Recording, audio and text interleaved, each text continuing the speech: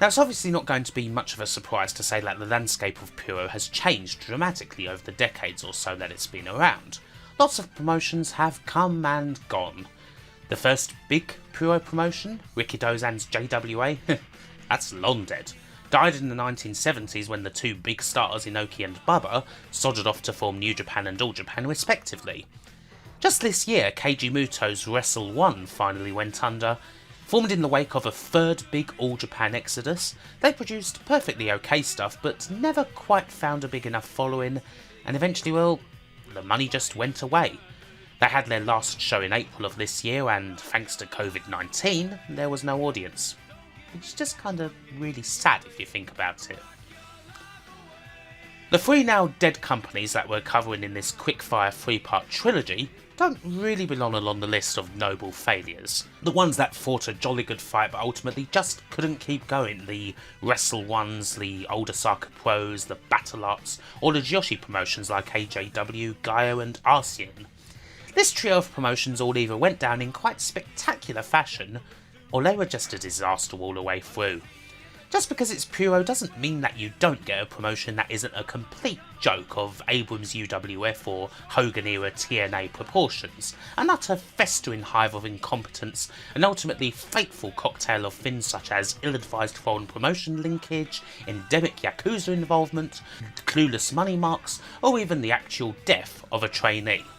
All of those things will happen in this series as we have a look at three defunct Japanese wrestling companies that, well, without putting too fine a point on it, deserved to bloody well die. Let's begin. Generally, wrestling is promoted in a different way in Japan. It doesn't necessarily pretend to be more legitimate as such, but there is a more sports-esque feel to it, perhaps a bit more of a nod to kayfabe, and treating the results of matches as if they actually matter. You'll always get lots of stuff crop up that's manna from heaven for armchair statisticians and the like, who's beaten who, win-loss records and all of that. Sports entertainment, as done by the WWE and the general opposite of that, has had various degrees of influence over the years, and indeed the WWE certainly had its fair share of relationships with companies over the years. But the biggest one, by far, was with a company called Super World Sports, or SWS for short. SWS was an ambitious project, starting with a big money mark company shaking up the whole Puro world by signing one of its biggest names and looking to take over, with many a lofty ambition. But despite some of the biggest draws in the history of pro wrestling taking part in matches there, it never came close to happening. On April 19th, 1990, in an All Japan Pro Wrestling ring, Genichiro Tenryu lost another typically great bout against his longtime friend turned bitter rival, Jumbo Tsuruta. They'd been at it for a couple of years in one of the country's biggest feuds, but not many people knew that this would be their last dance. By all accounts, these guys were loyal to Giant Bubba's company. But then, at the end of the month, came a shock. Bubba announced in a press conference that Tenryu was leaving with the intention of starting a new promotion. Tenryu's close ally, Yoshiaki Yatsu, would also be leaving with him. In the coming days, the company also signed several other promising names. Naoki Sano and George Cobra Takano were both pinched from New Japan, as well as a host of other mid-card talents from various promotions. All of a sudden, the SWS was born. The SWS came to be thanks to a big money company from another field getting an interest in pro wrestling. Magan Super, one of Japan's biggest optical companies, sponsored UWF's Tokyo Dome card in late 1989. The show was a huge success, and it convinced executives in the company to get involved in pro wrestling. They had a $30 million war chest, and they signed Tenryu as their ace, with a huge $3.3 million contract spread over 5 years, complete with a $1 million signing bonus. This made Tenryu, at the time, by far the most expensive wrestler ever signed by another company. Was it worth it? Potentially, definitely. Not only was Tenryu a brilliant wrestler, he was also clearly the second biggest draw in the whole of Puroresu at the time. Only the UWF's Akira Maeda was a bigger draw. The loss of Tenryu simply by himself was a big blow to All Japan, to the point where this event is considered to be the first great All Japan exodus.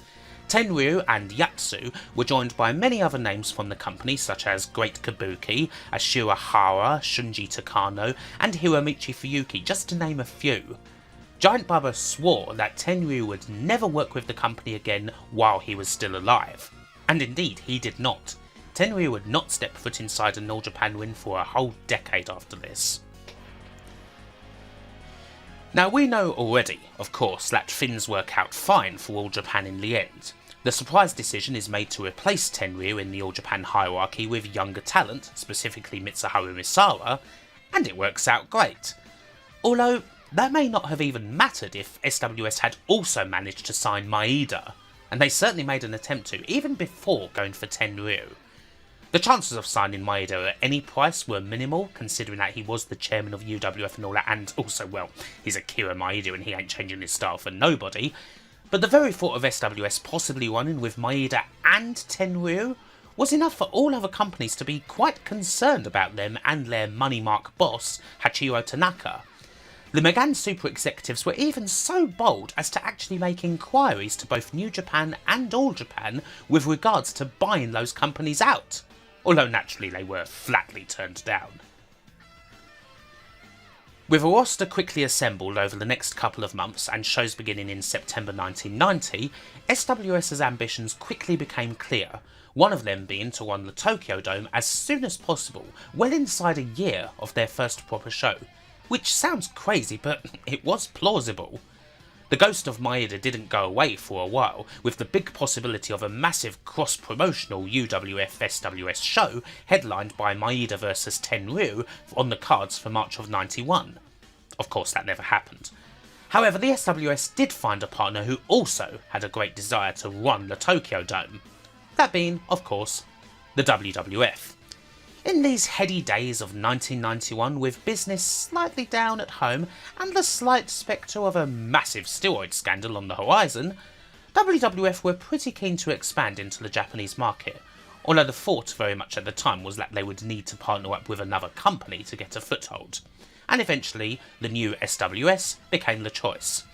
Around the time of Survivor Series 1990, Sato, of the rather middling Orient Express tag team, basically became the liaison between WWF and SWS, and WWF wrestlers started appearing on SWS cards from December of 1990. In turn, there would be SWS appearances in the WWF.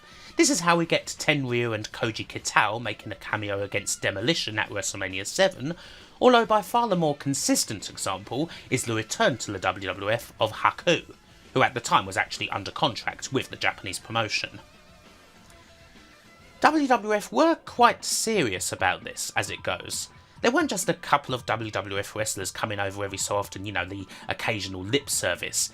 Near enough every SWS card had a hefty amount of WWF talent from all over the shop, from jobbers like the Brooklyn Brawler, to dependable workhorses like the Rockers, Bulldog, people like that, and a good few appearances from main eventers. Most of the folk would either be working against each other or against other similarly placed SWS talent, while the main eventers just about exclusively worked against Tenryu. The first one of these, in January 1991, was Randy Savage. They faced each other in a pretty decent match and Tenryu came out the victor.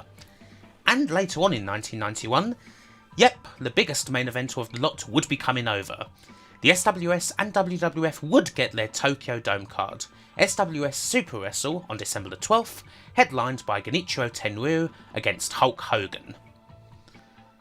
But with all that said, was all of this actually working? This big cross-promotion and all of these Americans coming over? To be honest, not really. Despite the big money, and despite Tenryu, the SWS product was not getting over with the fans. It just didn't make it through all of 1991. At best, they were a very distant number 4 promotion in the country, way behind All Japan, New Japan, the UWF and later the UWFI. Opinions on them amongst wrestling fans were pretty negative just about from the beginning. They'd been the cause of internal disputes in companies like the UWF with their money pulling certain people away. They'd pinched guys from New Japan with the result being an incredibly bitter lawsuit. And in almost all cases, public opinion was very much against SWS on these issues. No one much cared for these eyeglass makers coming in and behaving in such a manner, almost in a WWF-esque kind of way, really. This was also compounded by the rather simple matter of the SWS product just, well, not being very good. Tenryu aside, there was desperately little in the way of attractive wrestling on the card, while they also had some good juniors in the ranks such as Sano and a young Ultimo Dragon. They didn't exactly have too many people on the card to fight against. The heavyweight and tag ranks? Well, there was just a lot of career mid-carders in all honesty, or folks like Yatsu and Kabuki who certainly were popular at one stage but who were kind of winding down by now. SWS shows are just pretty average on the whole, especially compared to the general high quality stuff you're getting at the same time from quite literally everybody else. The early 90s are an incredible time for Japanese wrestling. All Japan is white hot, New Japan is well back on the rise, Joshi is buzzing, indies are booming, there's the massive shoot style audience, the rise of companies like FMW as well. So much is happening. SWS kinda sticks out for one reason. While all of this is going on, here's these guys being utterly moribund and putting on a largely dire show. And the WWF guys, well, they didn't really help too much either. Almost nobody got over aside from people with big name value. Hogan obviously already had a lot of name value because he's frickin' Hulk Hogan. He was already massive in Japan even before the WWF after all. Literally the only other WWF guys to really get over were the Legion of Doom. The Road Warriors also had a lot of previous work and name value to call on in Japan, enough that what would generally be a humdrum tag team match in the USA between them and the Natural Disasters was second from the top on the SWS Tokyo Dome card. And speaking of the Natural Disasters, John Earthquake Tenta did also have a little bit of name value from his days in sumo. And yeah, we know how that played out when he faced fellow ex-Rikishi Koji Kitao on an SWS card, don't we?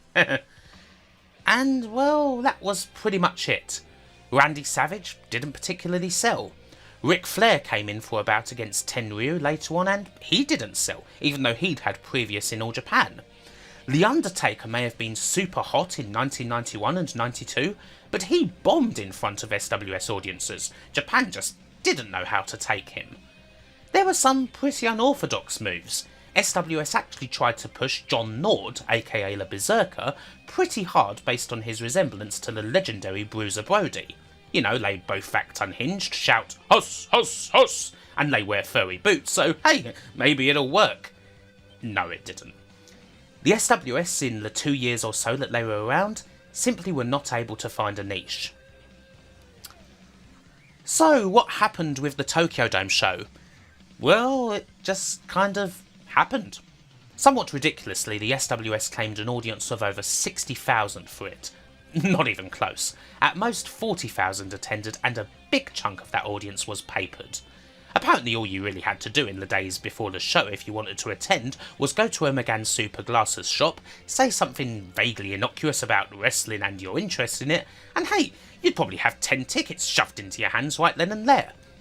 The Hogan-Tenryu headline match?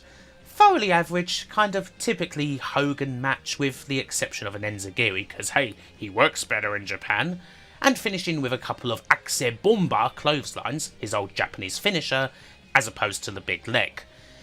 Speaking of which, there was all sorts of bizarre bollocks surrounding the match. At one point it was thought that Hogan might have defended the WWF title against Tenryu, although eventually he didn't have it at the time of the show, Tuesday in Texas, Undertaker, Flair, all that gubbins. With him not being champion, for a change, there was a large thought that Tenryu might actually beat Hogan. The great Kabuki pulled the Japanese reporters together and told them that Tenryu was gonna win, even giving them the finish and the time of the match. Everyone then goes about and writes their article about Tenryu's victory, and of course, whether it was due to Hogan getting off the plane and saying, "That doesn't work for me, brother," or whether there was even the suggestion of Tenryu winning at all, Hogan gets his arms raised and does a load of posing to the crowd, while all the reporters hurriedly change everything about their frickin' story so that they can file it on time. Events like this didn't exactly put the SWS in the good books of the Japanese pro wrestling media. In the months following the Tokyo Dome show, interest in the SWS continued to wane, As previously mentioned, the appearance of the likes of The Undertaker or Ric Flair don't move the needle. WWF's interest in the whole thing gradually erodes, especially because, well, there's a lot of other fish on their plate as the steroid scandal hits and 1992 becomes an absolute disaster of a year for the company. Rumours do spread about other big SWS happenings. At one point there's the idea that SWS will do a cross-promotional show with New Japan as a means of settling the latter's lawsuit against the company, stemming from their original capture of George Takano and Naoki Shisano. But this is quickly nixed, as is the possibility of Tanaka doing something with Antonio Inoki as the chin pivots back to wrestling over politics. In around March of 1992, they unfortunately lose the deal they had with the cable channel Wow Wow, so now they're not even on telly anymore aside from like some local channel in Tokyo. Really no exposure at all by this stage. And finally, the interest from the money mark slips away. McGann Super gradually pull out of the SWS. This isn't so much to do with the lousy quality of the product, although, believe me, it was shite. It's due to the massive downturn in the Japanese economy that started to bite hard in 1992. You know, the lost decade and all that. The writing is on the wall, and finally, the SWS splits into two in May of 1992, effectively ending the company. Tanaka takes most of the wrestlers with him to apparently form another promotion, although I don't actually think that happened, they all just went their separate ways.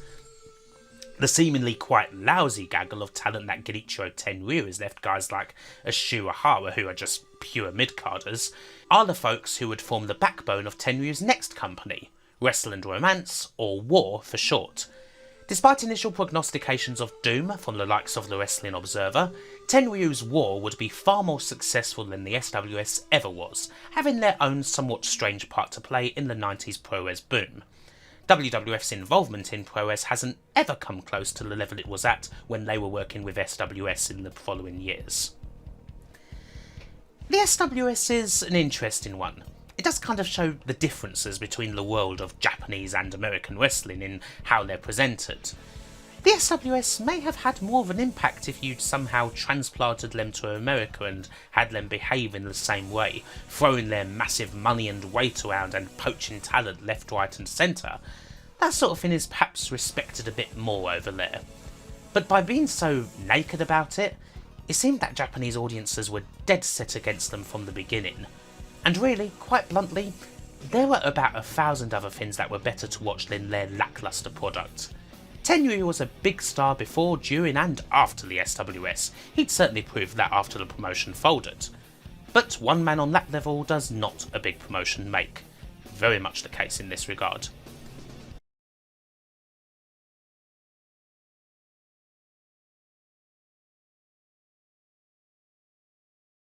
So, join us next week for part 2 of this trilogy, where we'll be looking at Hustle. There's plenty more ridiculous failures to come. But until then, bye for now.